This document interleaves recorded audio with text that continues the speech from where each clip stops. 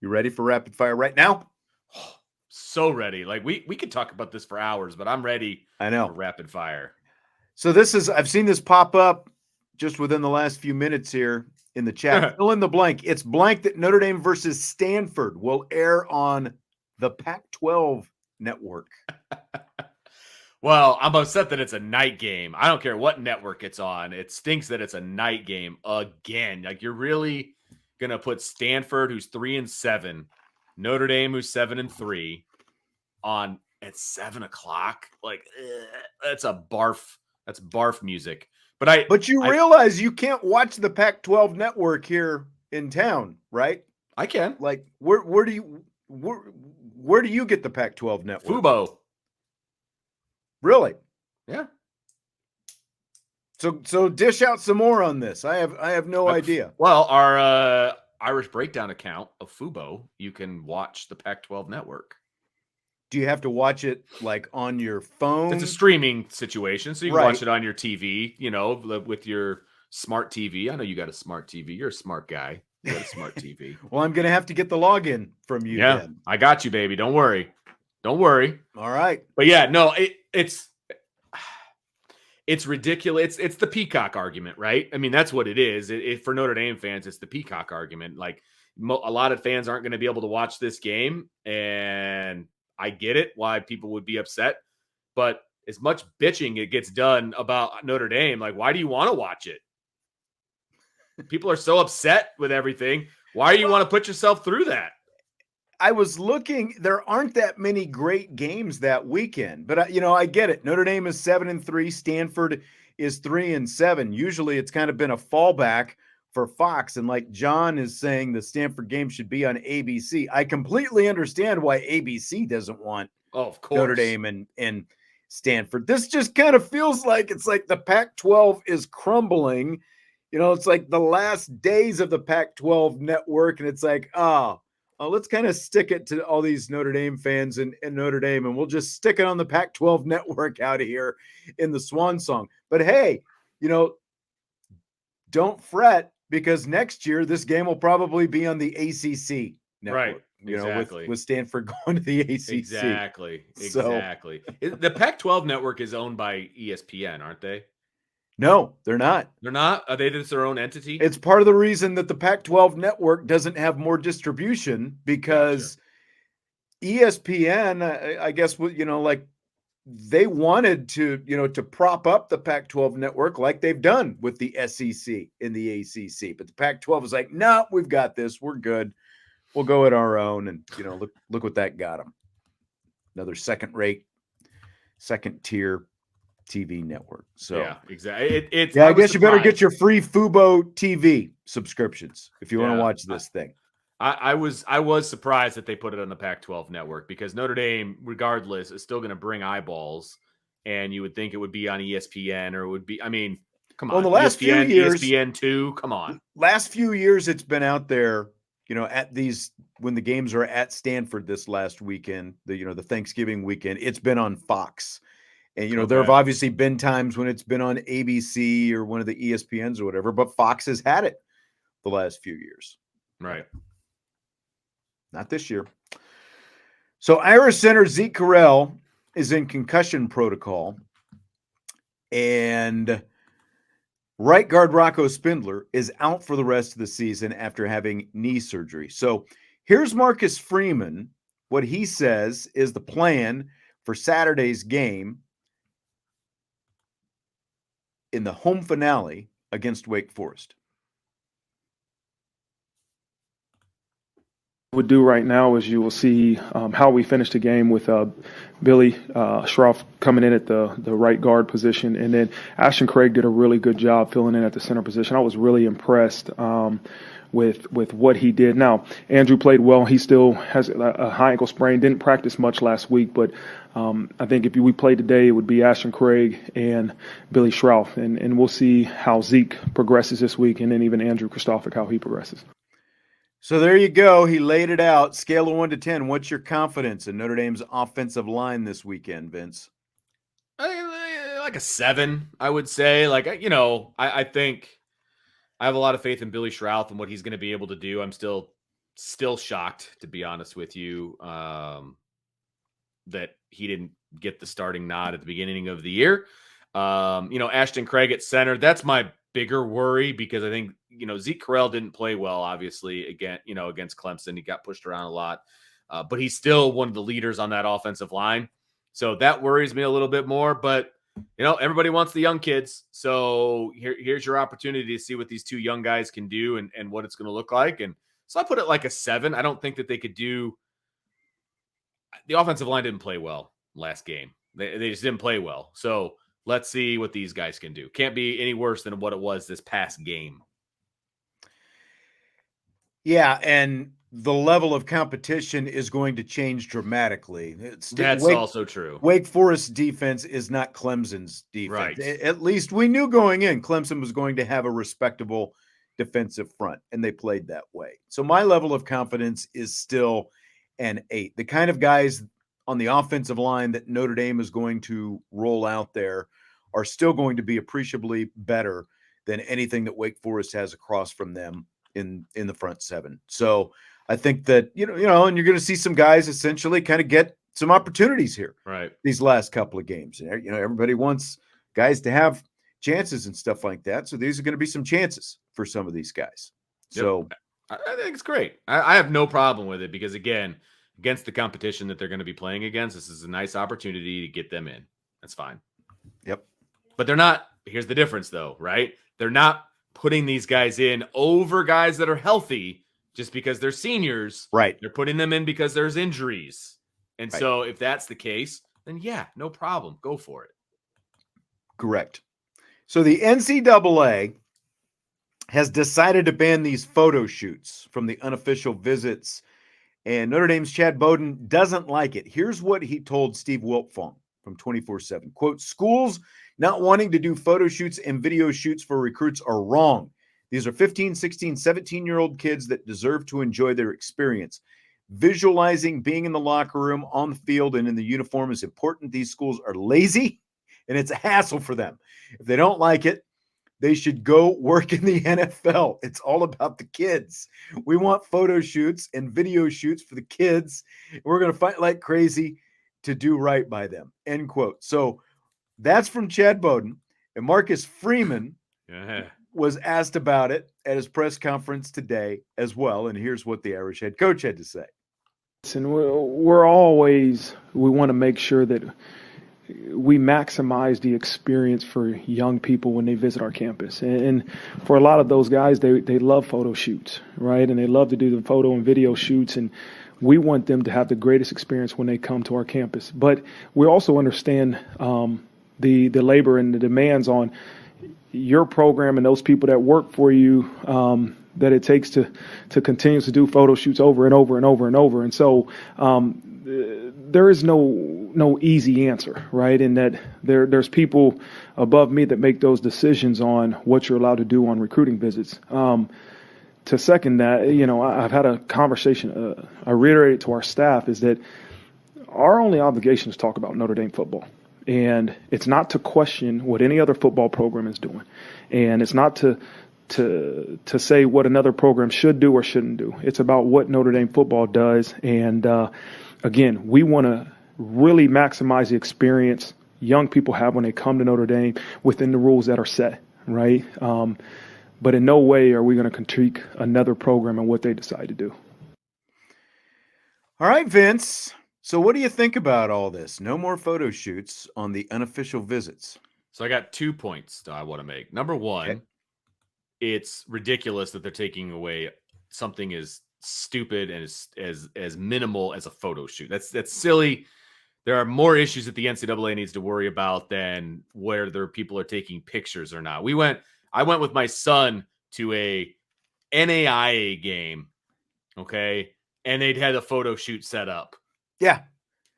And he had a great time. You went with Jesse on a visit. Yes. And they had a photo shoot set up. Yeah. And this was what, 10 years ago, 12 years ago or whatever at this point. Ridiculous. That's ridiculous.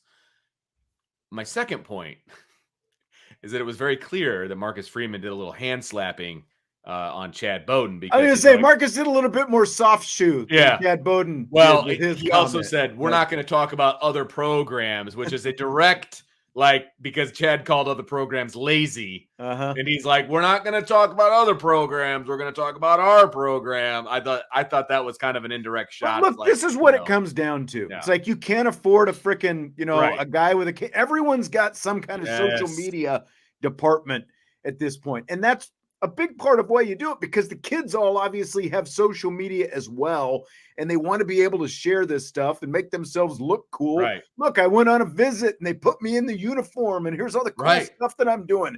Is it really that hard? Sean, is it really that hard to hire a guy with a freaking or a girl with a camera and take a couple photos? No, it's not. It's idiotic. And it's, it's like, because you remember when they decided that, we've got to scale down the media guide, and nobody even does media guides now because it costs everybody money to make them. But, Notre Dame used to have a big, thick media guide, and there were other schools who were bitching because, they couldn't afford 100 pages of a media guide. Right. So they're like, no, nobody can have the media guides, and it's got to be a certain size of the media guides. And they dumbed it down because a few of the smaller schools complained.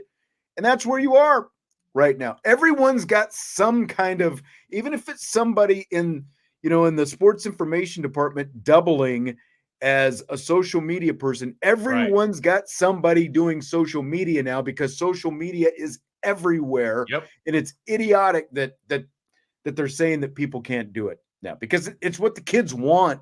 The kids get to show themselves off when they go to whatever program it happens to be. It's stupid.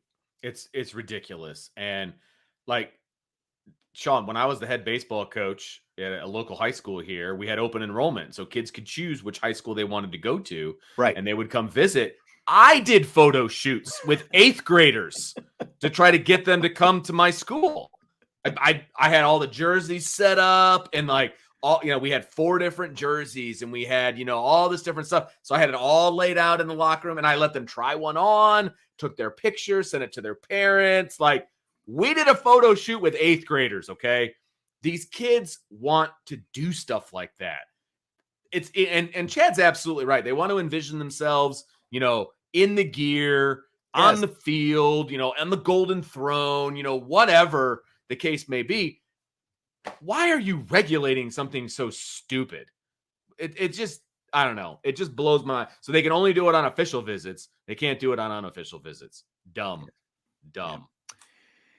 CN says Pac-12 channel decision was more in the same regards to horribly stupid executive decisions made at Notre Dame in this era. Good Lord, are these people self-destructive and tragically ill-advised? So I starred that one because I just want to make it very clear that Notre Dame has nothing to do. Yeah, this is not a Notre Dame decision. Nothing to do with what is televised when they're on the road. Right. The home team gets to decide who goes where.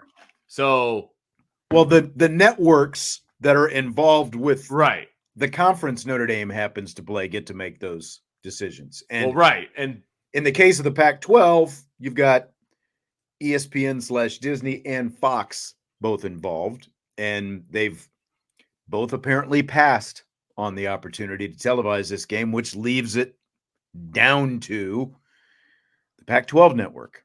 Right. Unfortunately. And Notre Dame had zero say on this. So, we can blame Notre Dame for a lot of things, and I have no problem with that. But in this particular case, Notre Dame had nothing to do with it. Right. Couple women's basketball things here. DJ, hey everyone, women's basketball Saturday, 1:00 on NBC. Watch the women play and then right into the football game. Yep, I'll be out.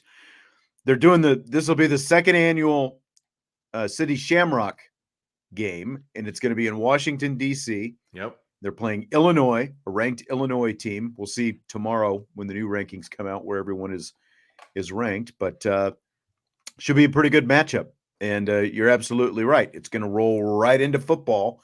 1:00 women's basketball game, Notre Dame in Illinois and Washington, D.C., and then right into Notre Dame Wake Forest in the home finale. At 3:30. So, that's going to be – I'm not going to be able to sit next to you during the game, Sean. I know. A little upset about the whole situation. It's been a while since I've had to miss I know. A football game, a home football. A home game. Yeah.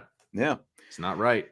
Kevin asked, what's going on with Kassan Prosper not getting any playing time?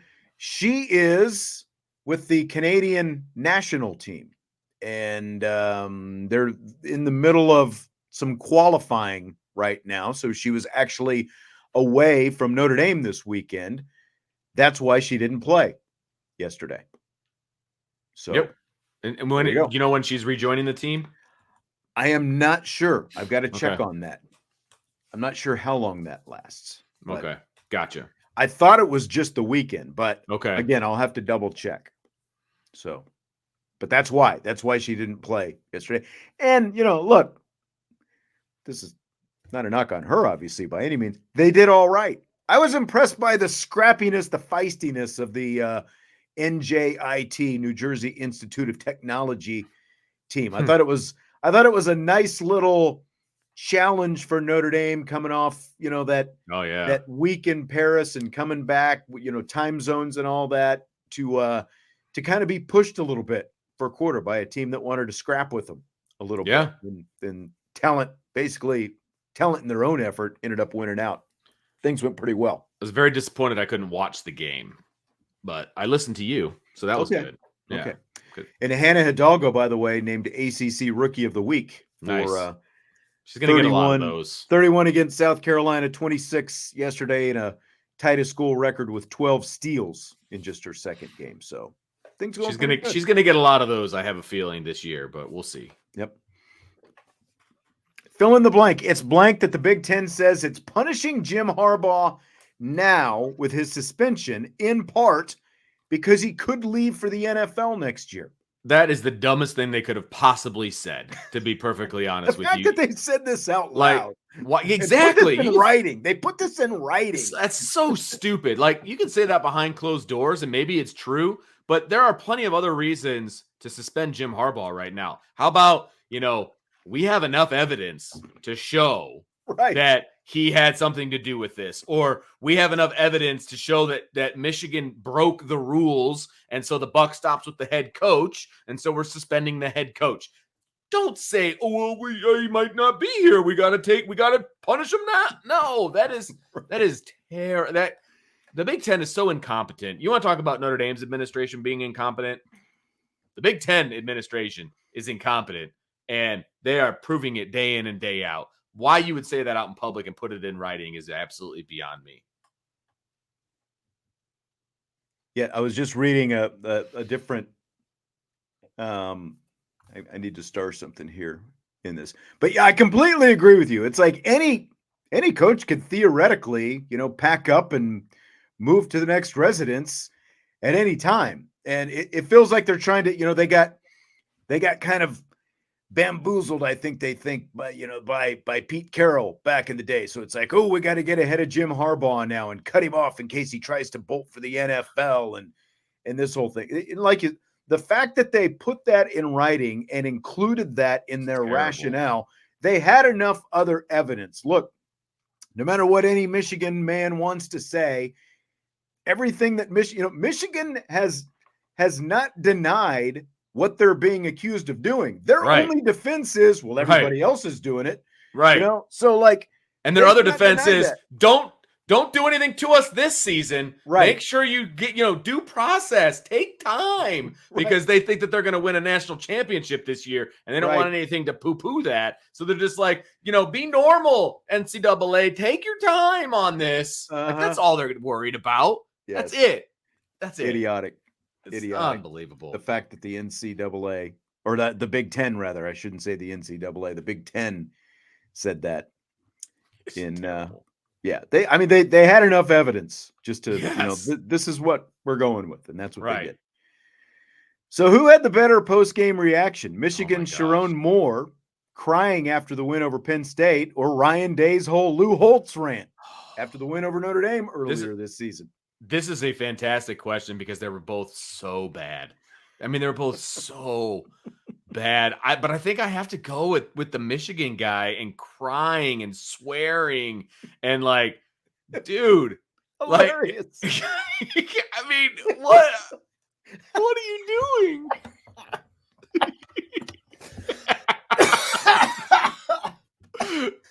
he's like, I effing love you, man. It was so bad. It was so bad. Ryan Day taking shots at an 80-year-old man is bad enough, but he took it to a whole other level with the tears and At least Moore's reaction was authentic because, like, Ryan Day basically told whoever was standing next to him, right before he was like, well, watch this. Like totally prefabricated, none of that was even authentic. He was like, oh, I'm going to stand up here. Like whatever Sherrone Moore is going through, like it's like at least it was real, right? Like, I guess it's still real to him. But it was so bad. Watching it's just so cringeworthy. Like it's trying to go back and watch the whole thing. The response on social media was fantastic. Like there was people like, Jim Harbaugh is still alive, right? Right. It just if he would have died, okay, if he would no longer be with us, it was still an overreactive reaction. I mean, it was so bad. I know. I will tell you this though. Like seeing Blake Corum with the blood streaming down his face and the whole thing, like that was cool. I've got more respect for Blake Corum than probably anyone in the Michigan football program. Like that. Yeah. And like hearing him actually sit down and talk, rational response and the whole thing with blood streaming down his face. Like that guy. I give him I was like, okay, you know what? Respect. Like that, he took a beating in that game and was still able to put sentences together, unlike some other people wearing the same colors.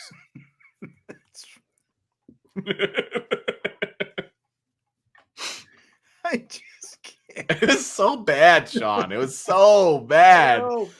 I know. He was just so full of his emotions, man. Fill in the blank. It's blank that Fox's Joel Klatt said Oregon's defense would be the best defense USC and Caleb Williams have faced to this point in the season. I was trying to come up with a good fill in the blank for it's clickbait. Like he's trying to pub the game that's coming up, essentially. Like that's all it is to me, because if he actually went back and looked, Notre Dame is the best defense that he faced all season. And I'm not just saying that because I follow Notre Dame and whatever. They made him look pedestrian in that game. They made him look bad in that game. They had him seeing ghosts, whatever you want to say. It was impressive what Notre Dame's defense did to Caleb Williams. No defense has done that to him all season, because he's been in shootouts with teams where he's actually played pretty stinking well, and they just lost because the defense is that bad, right? This is a terrible, terrible take. And I agree with a lot of the things that Joe Klatt says. This one I'm just not on board with. I'm sorry. It's funny because, I mean, there are very few metrics you can look at that Oregon is even better than Notre Dame's defense. And I just, like, it's funny because, like, you say that you generally agree with Joel Klatt. I find that more and more, like, the more Joel Klatt speaks, it's like, are you trying to be Colin Cowherd? Is that what you're shooting for? Because I find more of his takes are going down that road these days. He's just throwing stuff out there without really even, looking at rudimentary evidence. Like Colin Cowherd is so wrong so often. And it seems like there've been a lot more head scratching kind of things that I've heard Joel Klatt say this season. And this is just one of them, because there's not a ballpark that's like, just look across the board at Notre Dame's defense compared to Oregon's defense. And it is just better across the board. Look at the turnovers. Look what Notre Dame turned Caleb Williams into in that game. I don't know. They're better in scoring defense. They're better in total defense. I mean, they're better in just about every category that I can come up with. I don't get it. I don't see it. Explain it to me. I don't see it. I'm sorry. and it's kind of embarrassing for him to say that, frankly. I mean, Yeah. does he watch any of the games? Like, I don't know that he does. Like, they've got more interceptions. Every category I've looked up so far, defensive categories, except for sacks. That's the only one so far that Notre Dame has been worse at. Right.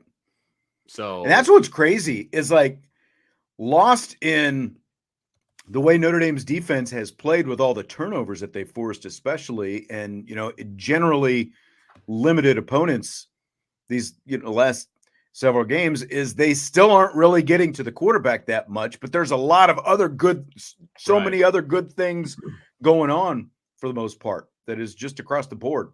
Very good defense. So. I don't see it. I'm sorry. I just don't see it. I agree. Okay, Vince, this was a question that came up yesterday. I was with Notre Dame women's basketball, of course, and one of the members of the staff was making peanut butter and jelly sandwiches for like after the game, in case, like players wanted peanut butter and jelly sandwiches and that kind of stuff. So it became a very hotly debated topic. How do you make a peanut butter and jelly sandwich in terms of where do you put the peanut butter? Where do you put the jelly? Really? Like how do you do it? How do you, I assume you're a PB&J guy. I love PB&J. It's my go-to. There's no doubt. It's easy. It's easy. Ham and cheese is my other one. Peanut butter and jelly. Those are my two favorite sandwiches. Okay. So peanut butter and jelly. 2 things of bread. I go peanut butter first. Okay. Put it on there. I have the squeezable jelly. Okay. So squeeze the jelly on the other side and then put them together. I don't slice it. So you go peanut butter on one slice of bread, jelly on the other slice of bread, put them and together. then together. Okay. Correct. Very simple. So this was kind of where the hang up was, because some people would say that if you do it that way, especially if you don't eat it right away, you're going to get like jelly soaking into the bread if you do it like that. Okay. So what's the solution? So the solution apparently is you go peanut butter on one slice, peanut butter on the other slice, jelly in the middle. I've never done it that way. And that's a lot of peanut butter, obviously. It's a lot of peanut butter. That's a lot of peanut butter. I would have never in a million years thought that's how you make a PB&J. Or the other way that was discussed, peanut butter on one slice, jelly on top of the peanut butter. Okay. And then you put the other piece of bread on top. But that's just another way to get to jelly peanut butter together. Right. But you're not, like that way, apparently the other piece of bread is not soaking up the jelly. Again, if you're going to eat it right now, I don't think it makes that much difference. Right. But if you're wrapping, this was like you're wrapping peanut butter and jelly sandwiches for later. What's the best way? Right. Because you do get the jelly.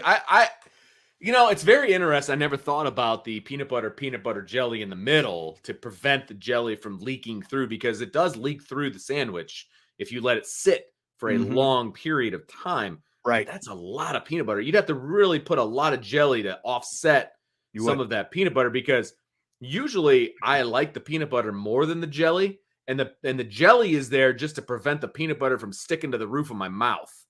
Right. And so you've got to have the proper ratio of jelly to peanut butter so that doesn't take place.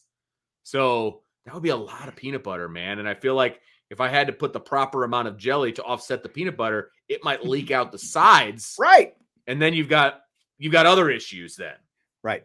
So I'm sticking with my way, man.